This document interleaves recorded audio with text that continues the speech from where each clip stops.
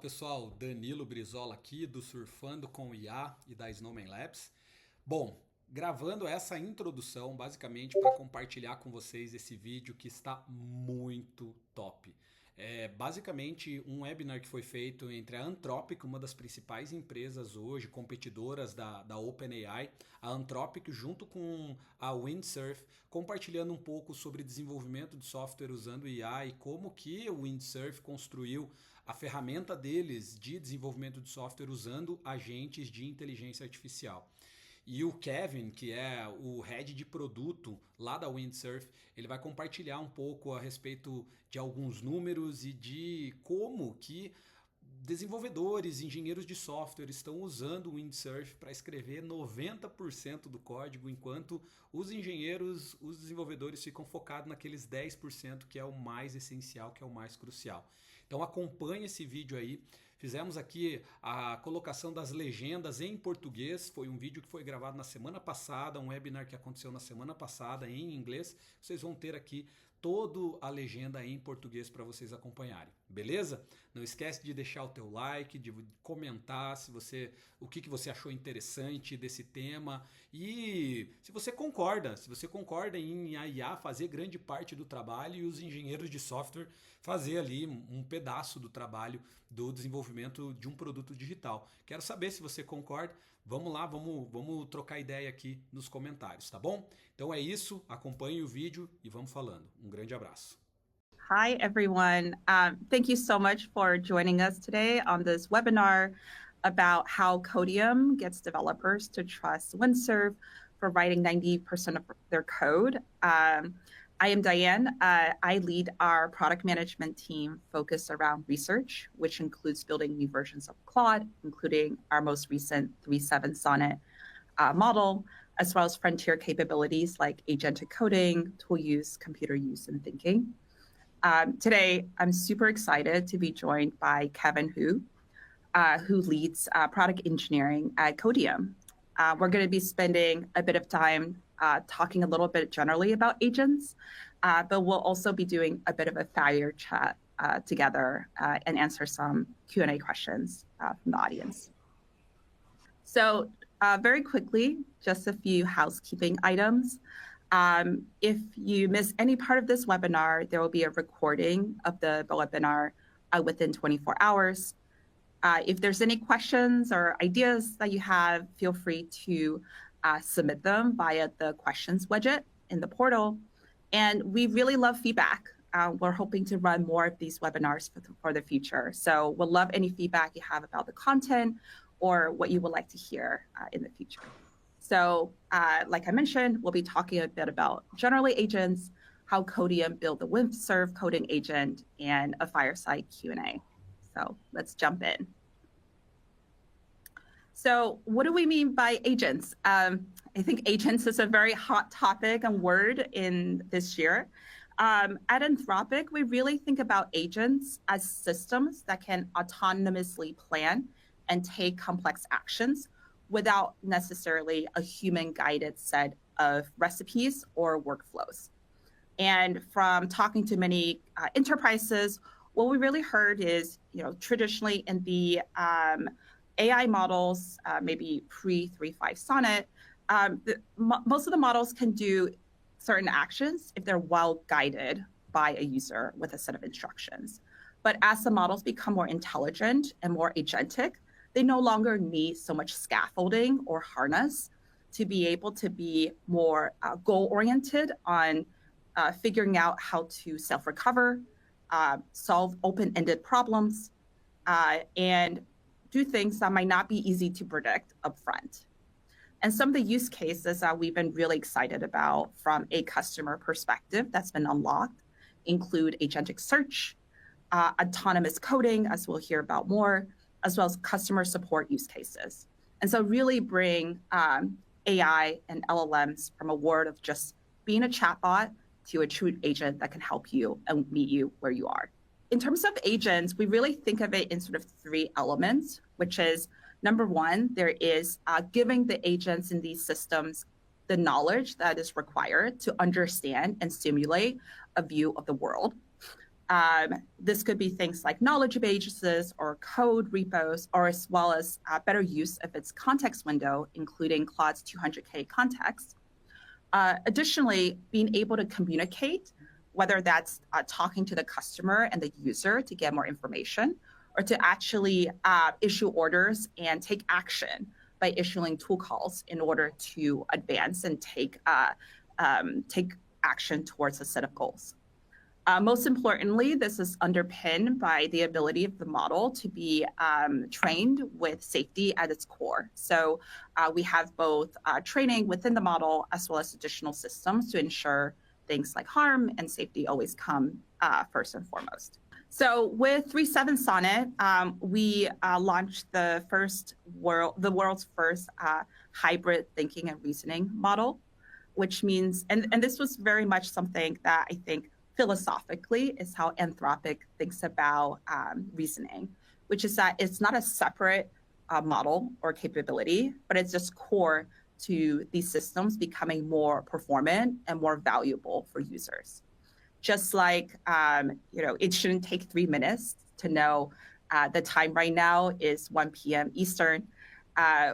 But maybe for a more complex question, like generate a website end-to-end based on my previous product experience, we think it really is important for these models to be able to think both fast when necessary, and as well as take more slow and deliberate planning when needed. This has also been supported by additional improvements that we've made to 3.7 Sonnet on tool use and function calling. The ability of the model to know when to think is important, but not all problems can be solved just by thinking out loud in a first principles manner. Sometimes it's actually much more important to be able to call a tool and to get more information, whether or not it's through a search or to take some action and actually test out if a certain path is correct, and then adjust its plans and self-recover or self-correct as needed. We're also super excited about improvements on additional agentic capabilities like computer use, which is both valuable for general consumer and prosumer use cases, as well as for coding specific applications like being able to create websites and test front-end code in a product development, a test-driven development fashion. Coding has been one of the areas that Anthropic has led the pack. One of the things that we really focus around with 3.7 Sonnet is extending our lead in agentic coding, which is, as I mentioned, the combination of the model to be able to write high-quality production code, as well as to be able to plan deliberately, to think fast and slow, given a problem at hand. So if you're doing autocomplete, it should be able to do that very quickly. If you're asking it, let's say, to do a refactoring, it needs to understand much more of not just the first layer of connections across different files, but also the second and third order dependencies. And we've been really excited by some of our evaluations and performance on things like Sweetbench verified, which is one of the hallmarks of agentic coding performance. I think a lot of this is really exciting, but what's even more exciting is the ability of these models to be actually deployed to really help developers. And so we've been really excited about all of our partnership to date with Windsurf and Codeium. And it's been fantastic for me personally to see the journey that Windsurf has been on.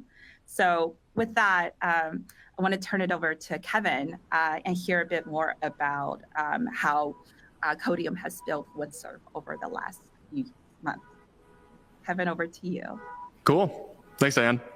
Yeah, happy to be here. We are Windsurf, and we have heavily benefited from some of the work that Anthropic has done to bring these models to production. So I'm going to be spending some time today talking a bit about Windsurf, our kind of more unique agentic approach, and how we've been able to bring kind of LLM capabilities to developers all around the world. So my name is Kevin. I lead product engineering over at Windsurf. I'm coming to you live from Mountain View, California. We have been building Windsurf for around 6 months now. And we set out to kind of build the best coding agent editor that we could. And we've been doing sort of some related work. Some of you might be familiar with Codeium, We have a suite of extensions that work across VS Code, JetBrains, Vim, etc. And so we've kind of been in this dev tool game, and we've been working with Anthropic for a while now to try and bring the best capabilities, and specifically now agentic capabilities, to our users.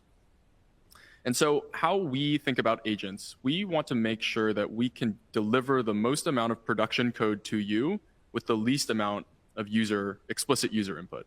So the way that we think about this problem is there's all this information out in the world. You could type out very long prompts and get good results, right? But how can we minimize the amount that you have to type, how much you have to tell us as you're coding, and maximize the number of lines of code that are accepted by you and actually put into production? We launched on November 13th, and it's been incredible to see kind of the community adoption of what we've put out into the world. Some fun facts about Windsurf is that we've written about 4.5 billion lines of code. Cascade is the name of our agent inside of Windsurf. And at this point, these stats might be a little bit out of date, but since we started this webinar, we've actually had thousands and thousands of user messages coming in every minute. And we're really proud, and it's very cool to see some of the work that our users are doing with Windsurf as their tool. And so today, I'm going to spend some time talking a bit about kind of the principles behind building an agentic editor like Windsurf, and some of the technical challenges that we've had, specifically talking about 3 different categories. So trajectories, this idea of how can we read your mind? As a tool, how can we take in your history of actions and predict what you are trying to do? So that's number 1. And we're going to spend a decent amount of time talking about that during this webinar, because it's a bit technical and it's quite interesting. The second principle that we adopt is this idea of meta learning. So what does this mean? This means building a product that actually learns from its users. So this could mean on an organizational level. It could mean on an individual level. The idea being over time, you shouldn't have to repeat yourself. So if you are building with an agent and you tell it, hey, I want to use pip as my package manager or npm, it should be able to remember these things and kind of tune its performance to your preferences. And the same applies for organizations, right?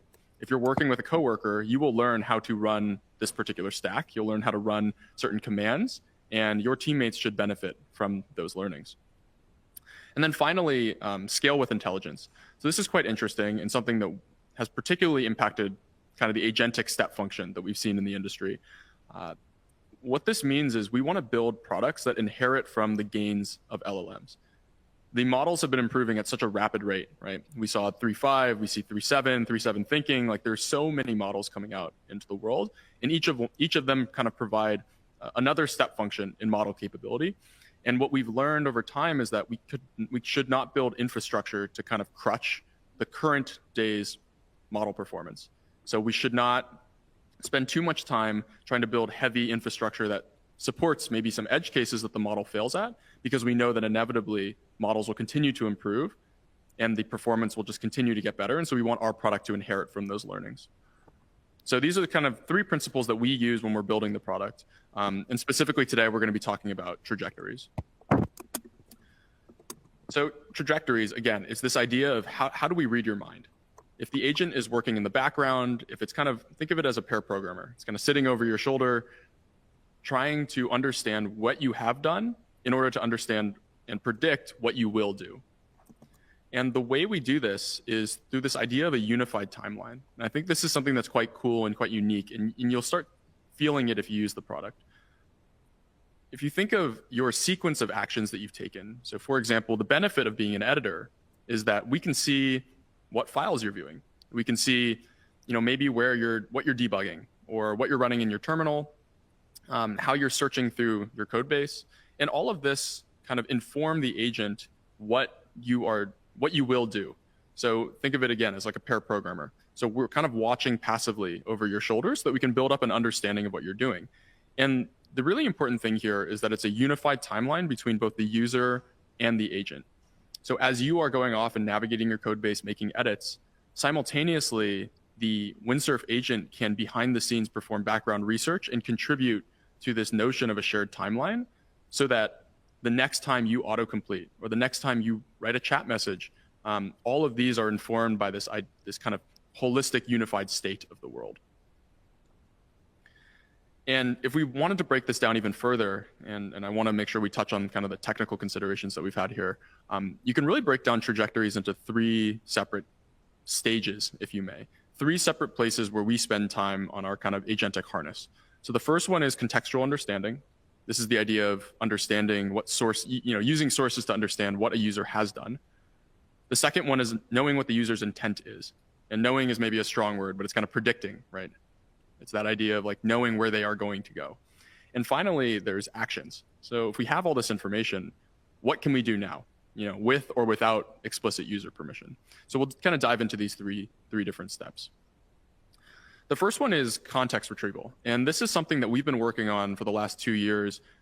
Given that we've had kind of the Codeium extension product, we've kind of been at this game of how do you get the best information for the current generation that you're about to do. An analogy here is if you think about an agent breaking it down into kind of senses, brain, and arms, it's this idea that like senses are the context, right? You're like seeing things, you're hearing things. And then at some point you have to transition to the brain, which is like thinking and reasoning over those things. And then the arms, which is actually making changes. In this case, these are our senses. So can we expand the number of senses that you have so that you can read from a bunch of different sources? And the challenge here is that a software engineer really needs to know a lot of things in order to do their job effectively. And maybe this is kind of the delta between a junior software engineer and a very experienced senior software engineer. There's a million things that they could remember and should remember. How do you reason over these things? So a short list that I've put up, it was very quick to make this slide because I was like, there are so many things that you have to take into account. You've got reading files, right? The actual contents of your code. You've got the most recent edits that you made, right? You made a sequence of edits and you're like, okay, what's the next thing I want to do? Things that you're running in your terminal, right? You have a history of a bunch of terminal commands that you can rerun and use that as context. What files you've been looking at, what do you have even in front of you that is open? And then this doesn't even kind of include the vast majority of sources which are on Git, right? You're on GitHub and you're looking at PRs, you're looking at commits, you're looking at blames. You're going on a browser and you're actually searching for documentation, going to docs, going to, NPM registries. Like there are so many things that you can look at to inform what code you're going to generate. And then there's also personal preference, right? This idea of personal and organizational preferences. Every company writes software in a slightly different way, or in some cases, very severely different ways. And these are all just ways that kind of factor into how we should generate code. The difficulty here is how can we retrieve and read through all these sources, because they're all very different, and reason and come up with a plan of action. An example of an integration that we've had is terminal context. So to kind of set the stage, you can imagine you're making changes in your editor. You might ask the agent on the side, hey, start these unit tests. And then you might run the unit tests in your terminal. And those unit tests, let's just say they fail, right? You didn't do it correctly on the first time. If you go back to the agent, it should behave like a pair programmer would. You would just say, help me fix whatever's going wrong. There's a lot of products out there. Sometimes that context is not going to end up in the context of the agent. And so it actually has no idea what you're doing. And we thought that this was something that we wanted to solve from the get-go. And we felt it was very important that there was never this kind of mental disconnect. And so we instrumented things like terminal commands being part of the unified timeline. And in this case, if your unit test were to fail, your stack trace would appear, and then you would go back to the agent. That agent would say, oh, I see that you ran this command and it failed with this. Let's go off and use that as context to then go off and fix that. The second part is the brain, right? And this is something that has significantly improved over the last year to the point where agents were not possible a year ago, right? The 2025 is like the reason it is the year of the agent. And there are a couple of like big step functions that companies like Anthropic have basically allowed and enabled for products. And this is the idea that you have all this information. We've done the retrieval, we've done looking at your terminal, right? But then what do you actually do next? It's knowing what the next couple of steps are. And so it's this goal of combining explicit input, right? What the user is literally typing into the prompt with the kind of massive, it's like that iceberg analogy. So many things under the surface that need to be taken into consideration. And this was basically an unsolved problem a year ago. And we were experimenting with agents for quite some time behind the scenes, and we never felt like it reached that bar of quality that we wanted to put into the world. What was unique about Windsurf is that with the advent of Sonnet 3.5, we were able to finally achieve like solid results, like very useful agentic capabilities where we could feed it a bunch of information and it would know, okay, let's do steps 1, 2, and 3. And this has only gotten better. We saw the release of 3.7. This was, again, a step function in the way to do these kind of multi-step plans. And then with the introduction of thinking as well, this has just only improved the ability for Windsurf and honestly other agents, across the industry, being able to kind of grok and understand what to do next. And then finally, there's that idea of arms. And really what this means is tools. And so for those of you that don't know, there's this way for LLMs to kind of hook into the, I was going to say natural world, but that's not exactly it, kind of hook into the actual code base, right? How can it actually go from thinking to making changes? And I think this is, again, one of these things that was unlocked kind of in the last year that has completely changed the game and made it so that the current users today can inherit kind of the leaps and bounds that we've seen in agentic technology. So I'm going to talk a little bit about what this means. We're seeing basically the ability for an LLM to output a set of tools that it knows it has in its toolkit to be able to make changes. This can include things like writing to a file, making edits, searching the web. I'll show you a more complete list in a second. But this has made it so that LLMs are no longer just kind of knowledge bases. Before, we were in this world of assistants and chatbots, and that world was very cool, created a lot of shareholder value, if you may. But we're now in this world where we can actually the LLM can make changes for you and speed up that process of execution. And that's what's really exciting about 2025. And then the addition of things like MCP has meant we can do even more in the natural world than we could before. And I'll talk a little bit about some of the possibilities there. So for example, if you were to search the web, let's just say you're making a query, it kind of relies on current data. Maybe it's the release of a new version of React or something, right? Version 19. Traditionally, there would be that knowledge cutoff, and everyone's experienced I don't have access to information beyond some cutoff date. That has completely changed. Now that you've given the agent the ability to look things up online, a product like Windsurf is first able to say, okay, they're asking about recent data. They're asking about some documentation that's live. Let me go off and search the web. And that search the web has arguments and it has an output. And the LLM is able to know what arguments to pass in that would best yield kind of a satisfactory output. So in this case, you'd put in a query, you'd put in maybe a domain that you want to filter on, we give you some relevant pages. Now that doesn't stop there. The next step would be, let's actually read those URLs. So that's yet another tool for the LLM to say, okay, let's take that URL and create an outline, because you can't read the entire page at once. It's just too much, right? It's very similar to how a human would operate. If you go to Wikipedia, you're not going to read every line of Wikipedia in order to get the answer that you want.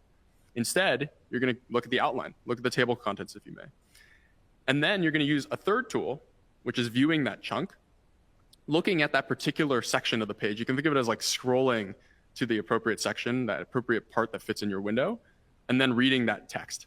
And so you can see how you're able to chain these rather complex, very flexible and robust workflows into a sequence of tool calls.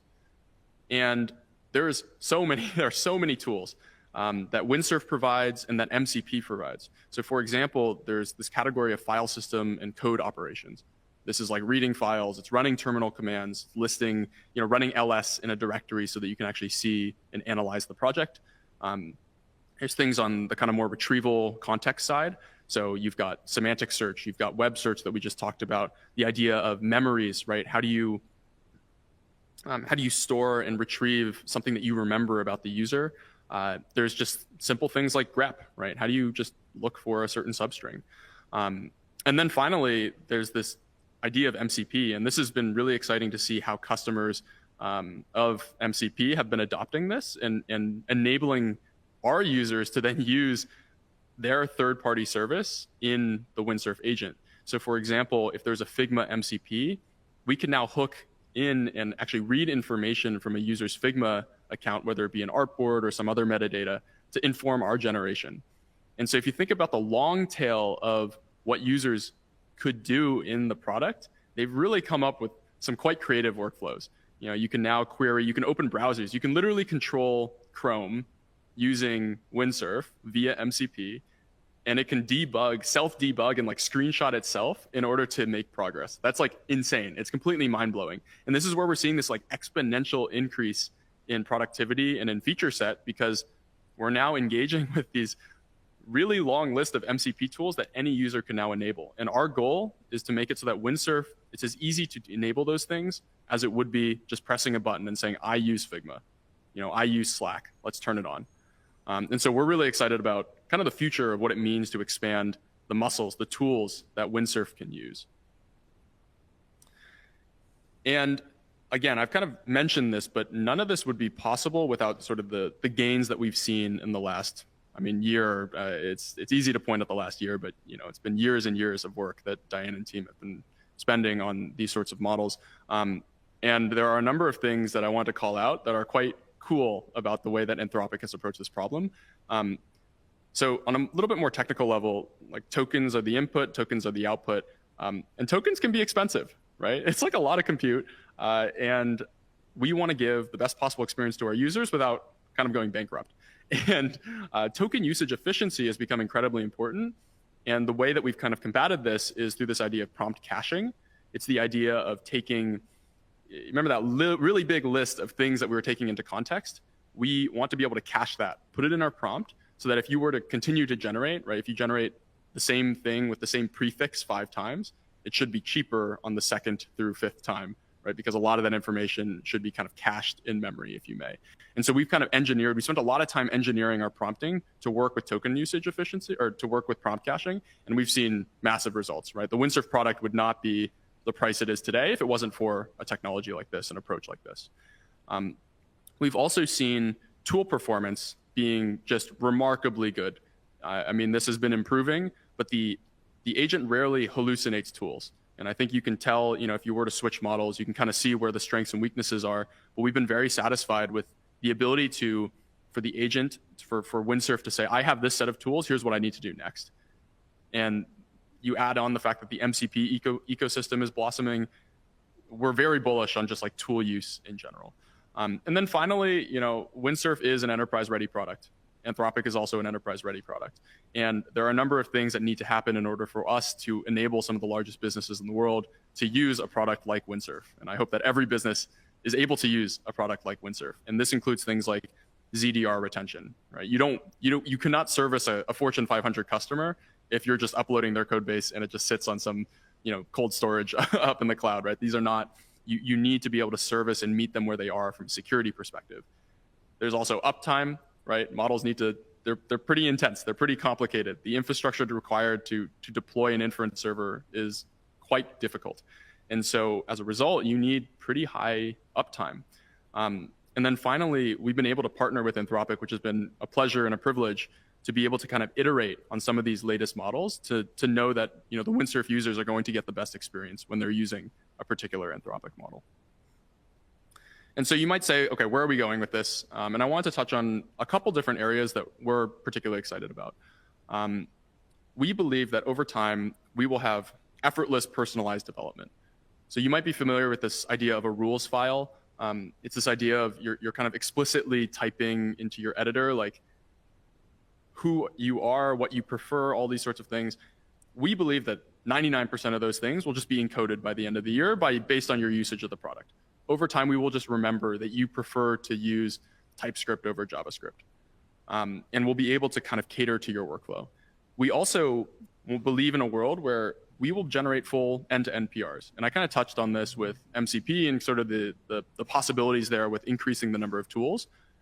But over time, we will be able to do more and more work for you at higher and higher complexity. The agent will be able to do kind of background work to know as you're typing, right? As you're auto-completing, because people still do type in their editors, and they should type in their editors. We will be able to say, oh, like what you're typing is actually going to trigger, this particular unit test to fail. Why don't I go off and just give me the green light, and I'll actually go off and fix that unit test before you're even done with your implementation of the function. And so you can see how as compute sort of gets more accessible, gets cheaper, and the intelligence gets higher, you can do a number of really, really cool things inside of a product with, again, those principles that you understand what the user is doing, you know what they're going to do next, and you have the tools and ability to do them. So we're really excited about kind of the future of AI coding development. I mean, I've spent a lot of my hours thinking about this problem, and I think this year is going to be quite amazing. I'm now going to walk through, I guess I prepared some demos for you to see sort of what Windsurf looks like in action. So the first one that I wanted to touch on is this idea of continue my work. So I'm going to go ahead and play this video. So what you're seeing here is we're using autocomplete, lightning fast autocomplete. We've been doing this for a while. We've just completed a new function. It's called handle full name change, and we're building a form in React. And you can see on the right side, all we had to do is say continue my work. And you can see that we've shown to the user, hey, we know that you made a change to login form because we just saw that, right? And it might have been made with autocomplete, it might have been typed, but we know that there was a change. And all you have to do is say continue my work, and you'll see that it's able to make changes on the user's behalf automatically using that as context. And so it's this, again, we're revisiting this idea of a pair programmer that's kind of watching over your shoulder and able to pick up where you left off. Here's an example of us building a web scraper. And the thing that I want to show off here is how integrated it is into your terminal in addition to the editor. So if we go ahead and start, we give it a prompt, right? And that prompt is able to run inside of our actual terminal environment. So we've tried to do our best to kind of close this gap between where Windsurf runs its code and where the user runs its code. And the privilege of being an editor is that we actually just have your terminal. And so we're able to run inside of your virtual environment. Here we're running inside of your Python virtual environment. And we're able to install packages directly as if we were the user, right? This is not happening in some kind of behind the scenes, like weird shell environment. This is happening as if you were typing this. And you can see, okay, it goes off, installs those packages, and now goes off and creates those files based on your prompt, based on your environment. Let this cook for a little bit. And it creates those files, and now you can see it actually can run your application. And what's really cool here is we try to tell the agent, the models are smart enough to know sort of what is safe and not safe to run. So of course they are able to know, okay, you have a new file, we should run that file. But what's really cool is we've instrumented a new way for people to kind of be hands-off. And we've implemented you should approve everything that I put out there. So there's like a high touch version. And then there's a version where you can just kind of go completely hands off. We call this turbo mode, and you can go off and it can run whatever it wants. And then there's this middle ground, which is my preference, which is if you're running a command that I feel is safe, or that the model feels is safe, it can actually just go off and do that. But if you're going to run something like RMRF, or maybe updating something in your environment, you should probably ask me for approval first. And so in this way, we're trying to abstract as much as we can away from the user so that they can move faster. And in this case, it's saying, oh, I'm running web crawler. I can just go ahead and run that because that was in the original directive from the prompt. So it's able to run that. It's able to see the output. The output is very highly integrated into the response. And in this case, it's like, oh, I think we need an additional data set. So, okay, we'll go off and install that. So it's able to self-debug. And that's something that's quite cool about Windsurf. And then finally, we'll show you web search. So this is an example where I'm saying, look up Next.js documentation for me to generate an OG image at route.tsx. So I'm basically using English language, and you'll notice here I don't need to @ anything. There's nothing that I need to kind of @ docs. We do offer this capability, but it's a bit superfluous. We don't need to @ mention the file. We don't need to @ mention the documentation, and certainly we don't need to say @ codebase or @ web in order for the agent to intelligently decide, hey, I need to look at the web. I need to look at this file. So it mimics human-like behavior. And here we see, okay, based on this query from the user, and we know that we have the tool web search available, let's go off and search for some of the keywords. So dynamic OG image on Next.js, it's able to pull back a number of articles that might be relevant. And what's cool here, again, it's like magic. I still get this kind of like, it's crazy what these models can do. The next step is actually deciding which of these files or which of these pages that you want to read. So everyone's Googled something and you're like, okay, I don't want option 1, 2, 5, right? But you want to read a couple of the other pages. And this way, Windsurf has been instrumented to do the same thing. You don't need to read every single page that comes back. So it chooses to read the one that's from the official Next.js documentation page. And then it's able to analyze only the section of the docs that are relevant. Again, a way to save you tokens and effectively save you money. And it will analyze those bits and then finally give you code on the other side. And so this is an example of kind of end-to-end taking something from this page that you're seeing in front of you to code that is personalized, relevant to your organization, and relevant to your code base. So these are just three kind of ways that three demos of features that I'm quite excited about in Windsurf.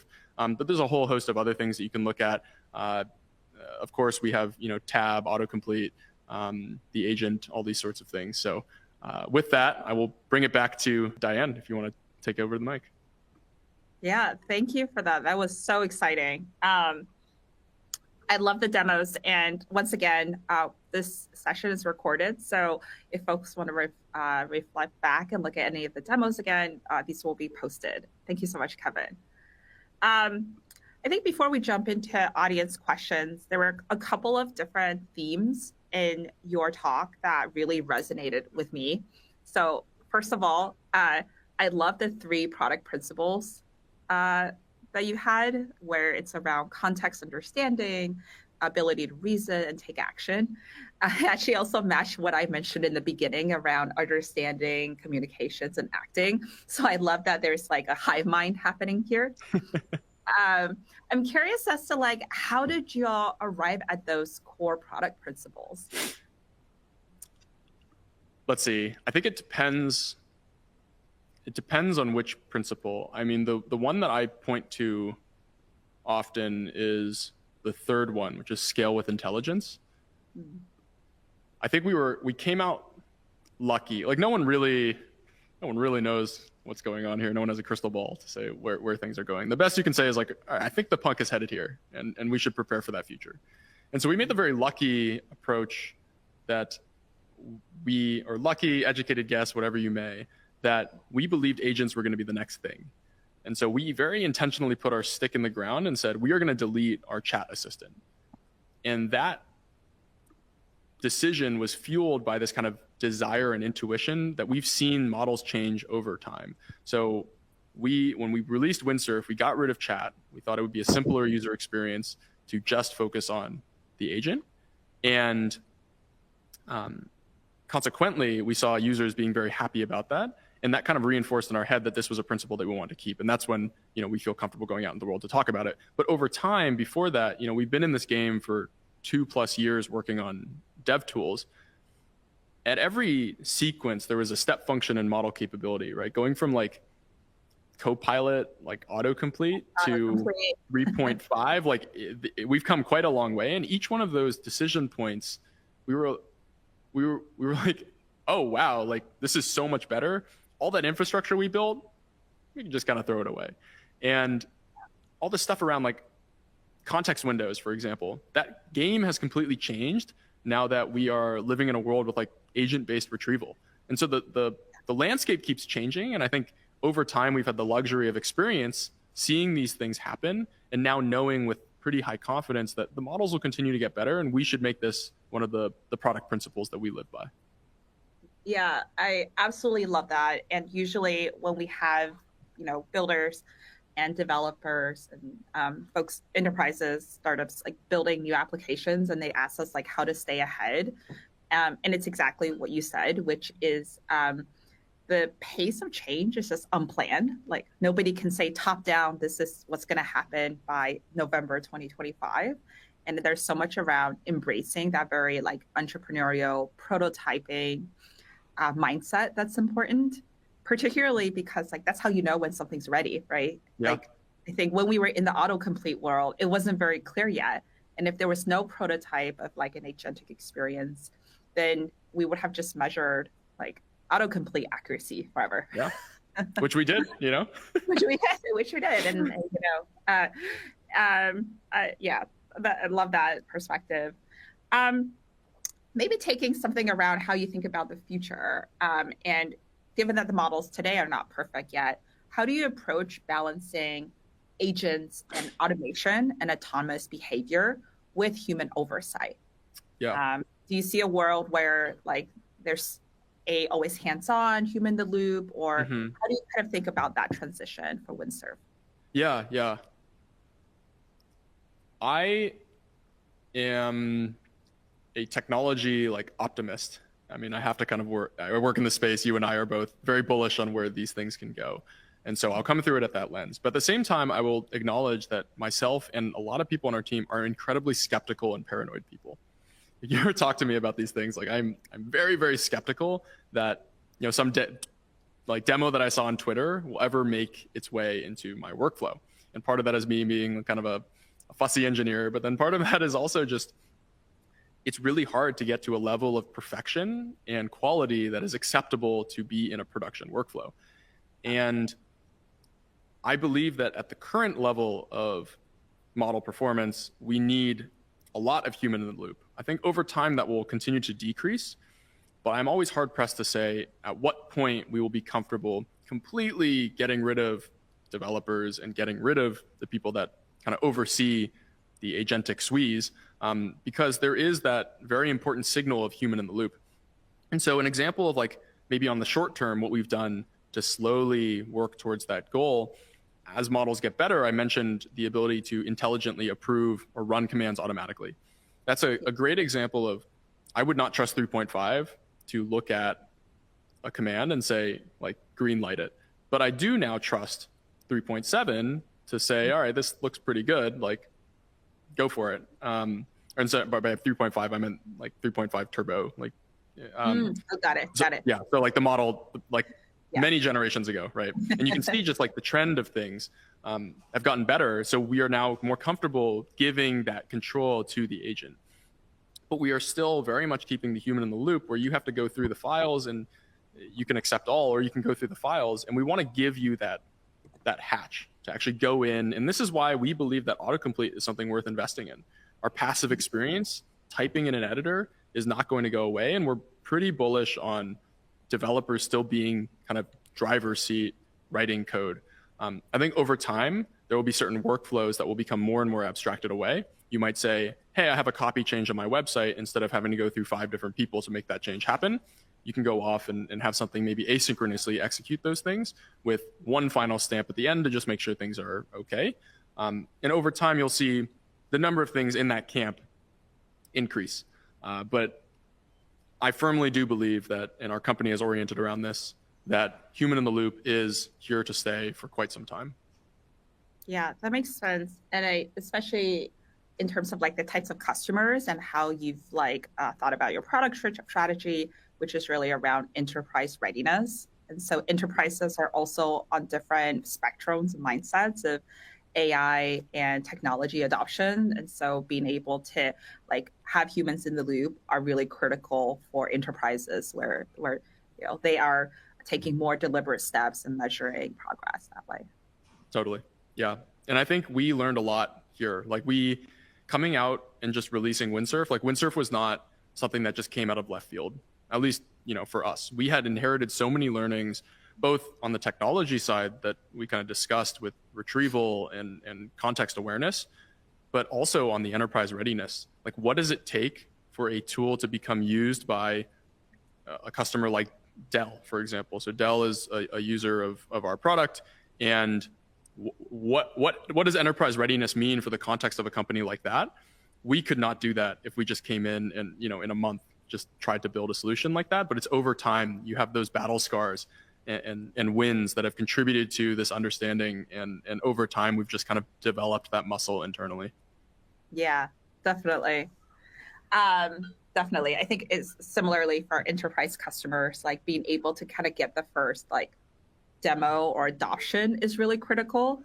And there's, it's the technology has come so far, but maybe people's experience is still in a very chatbot world. Mm-hmm. And so having humans in the loop is also a validation, right, of what is possible.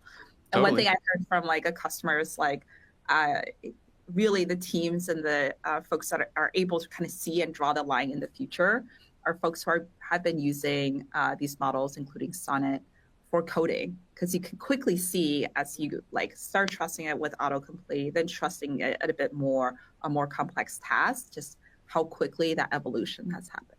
Yeah. And there's a bit of like mental rewiring that happens with users, which I find quite interesting. I myself, I'm very, like, my percentage of code written by the AI is like very, very high, probably higher than the median. And it takes a bit of like intuition built over time to just say, in my gut, I know that if I were to type this particular character or approach the problem in this particular way, that the agent or the autocomplete or the tab, like whatever it may be, will be good enough and high enough confidence there. And so it does take some time to kind of get there. But once you do, once you have that buy-in, it's an incredible feeling. Yeah, totally. I know we have some questions from the audience. I'm going to ask just like one more question. Sure. And we'll turn it to the group. I think a lot of folks on this webinar are obviously developers, and so they're building like potentially AI-driven applications themselves. If you could go back and tell yourself and your team maybe 6 months or 12 months ago how to approach agents technically this year, like anything you would do differently or wish you did sooner? Couple different things. I mean, I think from a very practical perspective, the human in the loop pattern is very important to invest in. So for example, user experience, then this transcends both front end and back end. The experience of a user using an agent is incredibly important. You would never put the classic like Ferrari engine inside a Prius and vice versa. Like these things need to match. And you have to think about how a user would interact with this and how that will feel in order to actually even validate the technology. For example, if we didn't have the agentic harness, and I know we've kind of discussed on the side this idea of like rapid prototyping, if you don't actually get the feeling of the product, there's a lot that goes into kind of qualitative feedback, and you really need to invest in the harness that goes around it. So like an example that I think is quite fun, when we prompt 3.7 to make a code edit, we want that edit to first have the file name at the top and then the edits on the bottom. So we prompt it in such a way where we get the metadata that we need in order to show the user what is going to happen. And while the rest of it is streaming, we're streaming in the edits. But you can imagine there's like two different worlds. If you didn't have that, you'd just be staring at a loader for like 10 seconds. And then you would get the file name and you'd be like, oh, okay. And then if it's wrong, you've just wasted 10 seconds. But instead, we will stream in the file name, and now you'll see, oh, I'm editing, file.py. And then you'll see the changes coming in, and there's more time for the user to both conceptualize what is happening and then also intervene if need be.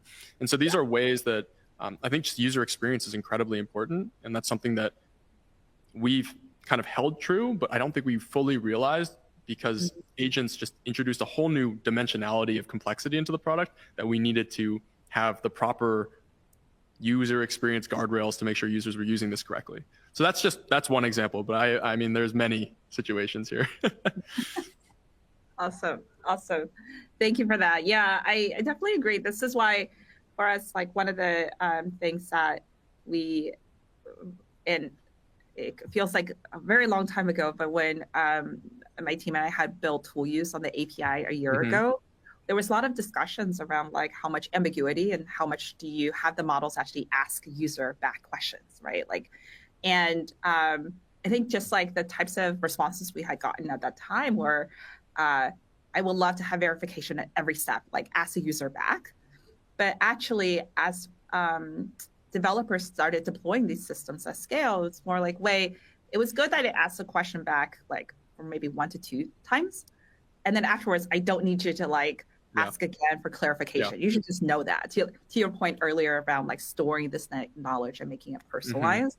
And so while the models are very intelligent, it's really around how to build the right product experiences so that like users not only get like the raw power of the model, but like are able to get to their outcomes faster, whether it's like more complex code, faster projects, more productivity. Totally. Completely. Awesome. I think we have maybe time for 3 or so questions. So I'm just going to look in the Q&A inbox.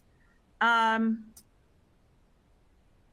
addition to tools choosing, do you let the AI choose, or do you have some guidance around prompts or code on like what tools make sense? I think this might be going back to some of your presentation around giving it like web search tools and group tools and others. Sorry, to understand the question, is it how much should you instruct to use particular tools versus it inferring on its own what tools to use? Yeah, I think the question is around like exactly like how much instruction do you give to the model versus like, you know, having the model make this option. Yeah. No, I mean, that's a great question. I think we've set up our system to infer tool use, and this is both on our agent harness, but also, you know, Anthropic's ability to deliver solid tool calling results on the model side. We haven't had the need, or users haven't had the need to actually explicitly instruct to use tools. And I think what I've found is that even if it doesn't call the correct thing, it's very robust. Like, I think this is one of the biggest learnings I've had releasing an agent out into the wild. You can converse with it, and if it doesn't do the right thing on the first time, you can actually just say like, no, try it again, or be more explicit if you need to, and say like, use the search tool, look online. And like, just those 2 words alone will be enough to kind of steer it back in the right direction. And I think that's a really cool property of the agent, or the Windsurf agent, is like the ability to course correct. And so the answer to that question is like, I don't personally do this. I kind of let it infer on its own. It's normally pretty good. But if it does deviate off the rails, I have no hesitation in going in and just saying a couple words to just kind of get it back on track. Yeah, it's a pair programmer, right? You want to like not be dictating or like micromanaging every tool or every action. You want it to be able to take some actions by itself and steer it back with some guidance. Fantastic. I think there's some questions around context window, actually. I've used Claude to develop a couple apps from scratch, putting code back into the knowledge base. However, it gets filled up pretty quickly. I think they're probably trying to do pretty complex things. Will Windsurf have the same limitations when using a code base that's too big that it can't process? Yeah, I think, so if I understand the comparison, is it to Claude, like the chat application? I think either chat, or maybe they might be building their own applications experience, and they're running into like context window limitations. Makes sense. Yeah, no, I mean, this is definitely a huge area of never ending. It is never solved. It is never solved completely. But this is like an area that we heavily invest in. And it's this step from, I have a million things that I could put in, to I need to put in like 1,000. And I think there's a number of interesting approaches that we've taken. The marketing term for one of them is called Riptide. It's this idea of, we built our own re-ranker. And if you kind of Google that term, you'll be able to see, and I actually have a talk on what exactly that means. So that could be a very informative thing for you to look at with regard to re-ranking and deciding what to put into context. But there's a number of other things here that I'm trying to decide how much I want to go into the rabbit hole. The core problem is, how do you give the LLM, like there's 2 axes. The LLM needs to understand what is important, because if you give it too much information, it needs to kind of decipher what is relevant, and that's going to improve. And that's something that, as a consumer of said model, is not something that we think about quite as much. And I'm sure, Diane, your team is working on this sort of thing. Yeah. On our side, we have to decide what are the most important things to then put into said context window. And a lot of that is around checkpointing. It's around mapping it's like map reducing a bunch of information into consolidated formats. And this is where we've spent a lot of time. So if over time, your code base gets longer, or your conversation gets longer, can you look for intermediate representations of chunks of that to then stick into your prompt so that you can still meet that window? And similarly, there are going to be points when information becomes stale or unnecessary. How do you take that and like throw it out? And the nice part is, and this is where it comes back to scale with intelligence, the nice part is, I don't think context windows will decrease. I don't think we're going to be more constrained on this. So over time, things will get better. So you don't want to hyper optimize on this point, because maybe the next model will have, 10 times as amount of context. And it is a constantly changing landscape. So there are some strategies, but there's no silver bullet solution. Yeah. And I think the other side of that is, if we had models that had 10x more context, I think customers like yourselves will push it even further, right? Like for enterprises, databases and like repositories are even bigger. Yeah. So we'll just never get enough. never enough. Like quality could definitely improve. Yeah, definitely. I do think overall context quality is an area that is always under active research. Our assumption now is also that users are thinking about how to optimize the context that is given so that it's like, it's very precious, and giving it the right amount of details, and erasing or forgetting details that in the context are not important, or techniques that be done outside of the model to improve quality. I saw a couple of questions around like overall Windsurf positioning.